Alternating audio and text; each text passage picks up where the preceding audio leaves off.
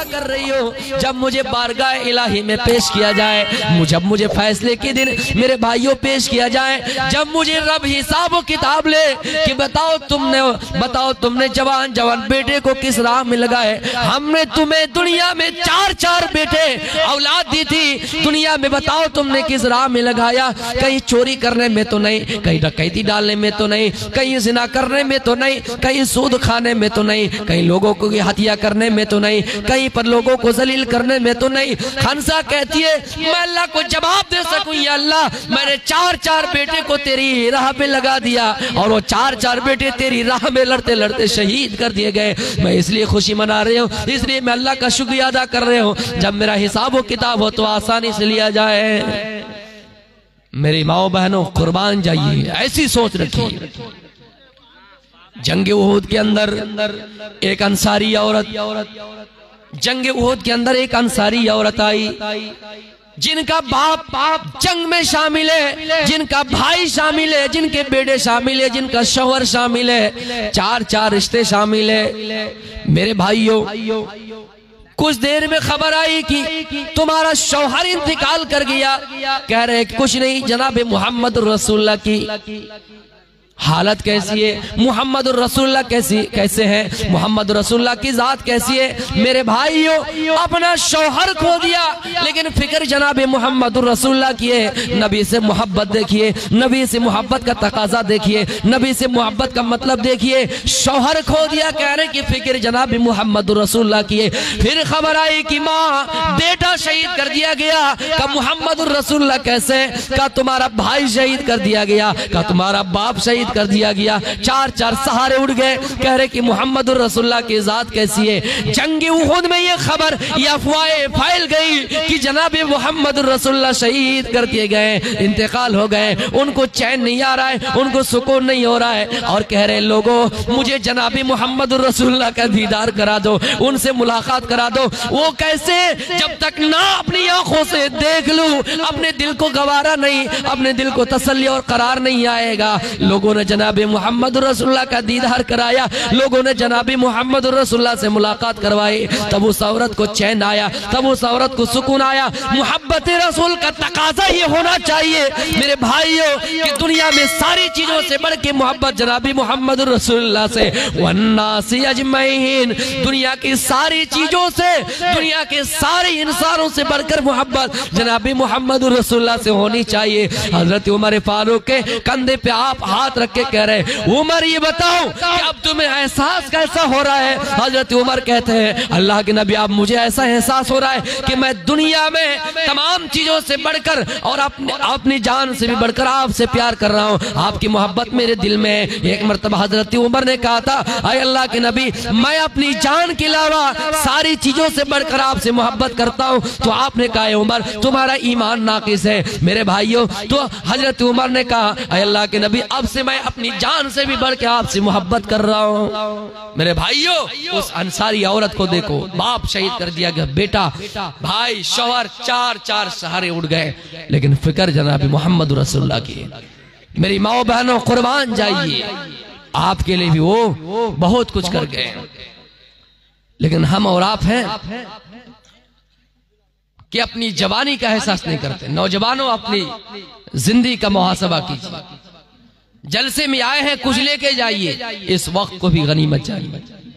इग़्तनिम खमसन क़ब्ल खमसिन, 5 चीजों को 5 चीजों से पहले गनीमत। उनमें एक ये भी है कि अपनी जवानी को गनीमत समझिए। एक लड़का का नाम था इस्लाम, आपने भी ये सुना होगा, फिर मैं बोल रहा हूं। तकरीर कर रहे, तकरीर करते करते लोगों मुसलमान इस्लाम कितना पीछे है। वो आया ही था, अब ये सोचा कि मौलवी साहब हमको पहचान गए, ये मुकर्रिर हमको पहचान गए, ये खतीब हमको पहचान गए। चलते चलते उठ के आके बीच में बैठ गया। फिर तकरीर कर रहे हैं लोगों, कुरान पढ़ते जाओ, रोजा रखो, नमाज पढ़ो। लोगों मुसलमान इस्लाम कितने पीछे है, मुसलमान कितना पीछे, इस्लाम कितने पीछे। अरे बीच में आ गया, फिर भी कह रहे इस्लाम कितना पीछे, उसका नाम ही इस्लाम था। फिर चलते चलते आगे आके बैठ गए, फिर तकरीर करना शुरू कर दी। लोगों कुरान की बात मानो, अल्लाह का फरमान सुनो, इस्लाम कितना पीछे है, स्टेज पे चढ़ के तुम्हारे सर पे बैठ जाए, तुम्हारे मुंह पे बैठ जाए आके, तो मेरे भाइयों उसका नाम ही इस्लाम था और ये कह रहे कि इस्लाम कितना पीछे है। तो मेरे भाइयों यहाँ आए हैं, यहाँ से कुछ सीख कर जाइए। नौजवानों अपनी जवानी को गनीमत समझिए। मुहासबाए नफ्स आपको ज्यादा जरूरी है, क्योंकि ये जवानी जब चल जाएगी, बुढ़ापा आ जाएगा तो आपको पछतावा आएगा। सर के बाल में जब सफेदी आएंगे, जब चमकेगा तो आपको उस वक्त एहसास होगा। एक बाल जब सफेद होगा उसी वक्त से आपका एहसास होगा कि हमारी जवानी खत्म हो गई। मेरी माओ बहनों, आपके ऊपर भी जिम्मेदारी है कि आप अपनी जिंदगी का मुहासबा कीजिए। नौजवानों आप अपनी जिंदगी, मैं ये नहीं कह रहा हूं कि आप बीवी छोड़ दीजिए, आप बच्चे छोड़ दीजिए, बच्चे की भी फिक्र कीजिए, बीवी को भी कपड़ा दीजिए, जो खा रहे हैं आप उसको खिलाइए। ये भी जिंदगी का मुहासबा है कि हम क्या कर रहे हैं, क्या नहीं कर रहे हैं, क्या खा रहे हैं। हम बढ़िया बढ़िया चीज खा रहे हैं, घर में कुछ नहीं। बीवी क्या कर रही है, कहाँ से सालन तरकारी, कहाँ से सब्जी, कैसे इंतजाम कर रही है, घर का खाना कैसे संभाल रही है, आप इसकी भी फिक्र कीजिए। क्योंकि अल्लाह के रसूल कह रहे हैं अंतुतीमा इज़ा तइमता व तखसूहा इज़ा तसैता, जो तुम खाओ अपनी बीवी को खिलाओ, जो पहनो अपनी बीवी को पहनाओ। ऐसा नहीं कि आप कुर्ता पहने तो आप अपनी बीवी को भी कुर्ता पहनाइए, ऐसा नहीं, बल्कि जिस मायार का, जिस स्टैंडर्ड का आप कपड़ा पहन रहे हैं, खा रहे हैं, वो अपनी बीवी को खिलाइए, वरना कैसा हाल होगा। एक मर्तबा किसी नौजवान ने, किसी शौहर ने आधा किलो मछली खरीदी और घर में बनवाया। बीवी कह रही है आज बहुत बड़ी टेस्ट बनी है। अच्छा खा के देखता हूँ, एक पीस खाया, हाँ अच्छा लग रहा है, हाँ एक पीस और दो, खाता गया, और एक पीस लाओ, बढ़िया लग रहा है, खाते खाते पूरा ही खा गई, पूरी मछली खा गई। बीवी को गुस्सा आया, मैंने कहा कि टेस्ट बना इसलिए पूरा ही खा गई। तब एक चाल चली, नौजवानों गौर से सुनिए, एक चाल चली। गांव देहात में कोई मछली बेचने वाला आया और आधा किलो मछली उन्होंने खरीद ली, उसकी बीवी ने खरीद ली। खरीद के घर के पीछे में, पिछवाड़े में, खेत में उन्होंने रख दिया और अपने शौहर से कहा कि जाओ खेत की जुताई करके आओ। ये हाल थोड़ा लेके गए, हाल जोतना शुरू किए, जैसे जोतना शुरू किया मछली निकल गई। ओ खुशी के मारे मछली लेके घर आई। बीवी खुशी की बात है, शाबाश बीवी, तुमने कहा कि जाओ हाल खेत जुताई करो, खेत जोतने गए एक मछली मिल गई। अच्छा सूखी जमीन में पानी नहीं, बगैर बरसात में मछली में, हाँ बीबी सच में, कहा दिखाओ। शौहर ने दिखाया, उसको बढ़िया से बीबी ने बनाया। जब बना के तैयार हो गए, खाना उन्हें पेश किया। अब शौहर को उन्होंने मछली नहीं दी, सब्जी दे के चावल दे दी। शौहर मन मन में सोच रहा यार मछली तो थी, लेकिन ये दे क्यों नहीं रही। बीवी लगता है कि मछली थी, तुम दे नहीं रहे हो। कहाँ मछली थी, मछली तो तुमने आज नहीं खरीदी है। कभी भी खेत में मिली है, खेत में मछली मिलती है, वो फिर सूखी जमीन में बगैर बरसात में, न पानी है न सैलाब है, कुछ नहीं, बगैर बरसात में न नदी है न नाला है, कुछ नहीं, मछली सूखी जमीन में मिल। कहाँ बीबी मिली तो थी।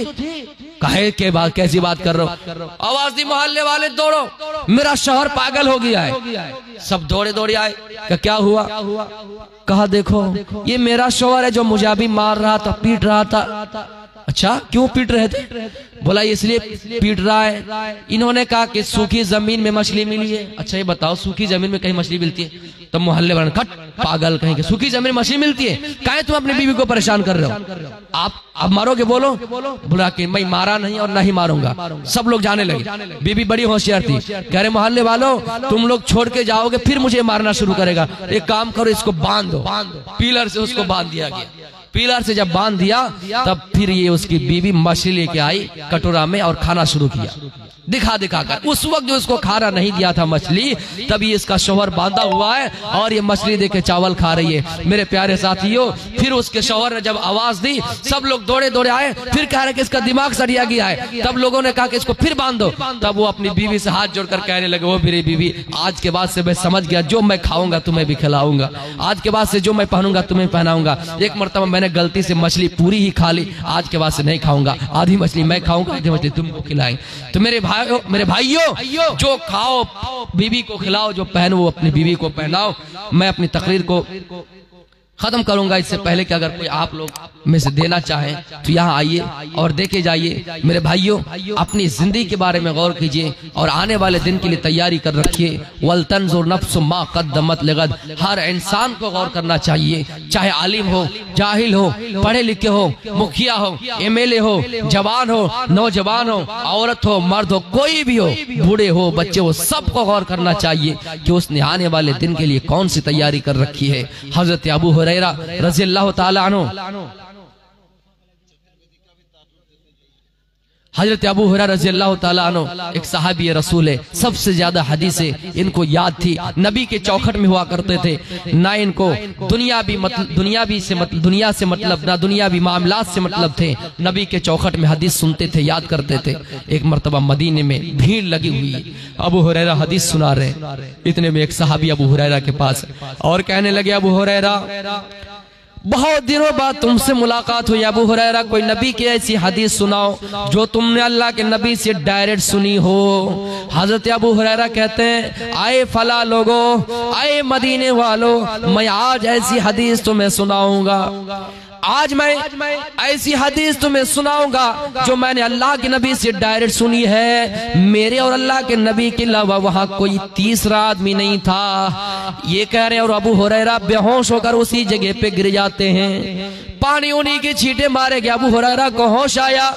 फिर अबू हुरैरा कह रहे हैं, आए मदीने वालों, आज मैं तुम्हें ऐसी हदीस सुना रहा हूँ जिसको मैंने अल्लाह के नबी से डायरेक्ट सुनी है। हमारे और अल्लाह के नबी के बीच कोई तीसरा आदमी नहीं था। फिर ये कह रहे हैं, फिर बेहोश होकर उस जगह पे गिर जाते हैं। मेरे प्यारे साथियों, एक हदीस सुनाने का ये आलम है। एक हदीस सुनाने का मतलब ये है, एक हदीस सुनाने का ये आलम है कि बेहोश होकर गिर जाते हैं। हम और आप इतनी हदीसें सुन रहे हैं, पूरी रात तकरीरें सुनते हैं, पूरा महीना कुरान और हदीस सुनते हैं, लेकिन हमारे कानों में जो तक नहीं होते, हमारे कानों में असर तक नहीं होते।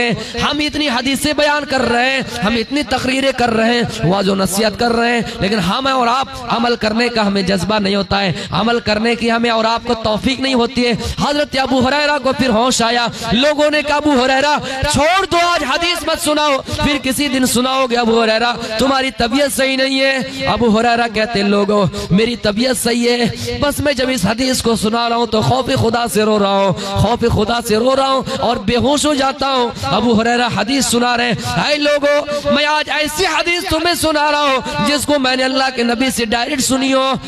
ऐ लोगों मैं आज ऐसी हदीस सुना रहा हूँ जिसको मैंने डायरेक्ट सुनी हो। वो हदीस ये है कि अल्लाह ताला क़यामत के दिन सबसे पहले 3 किस्म के लोगों से जहन्नम की आग भड़काएंगे, 3 किस्म के लोगों को जहन्नम में डालेंगे। उनमें से एक किस्म के लोग वो होंगे दानी, सखी, फैयाज, दूसरे शहीद, तीसरा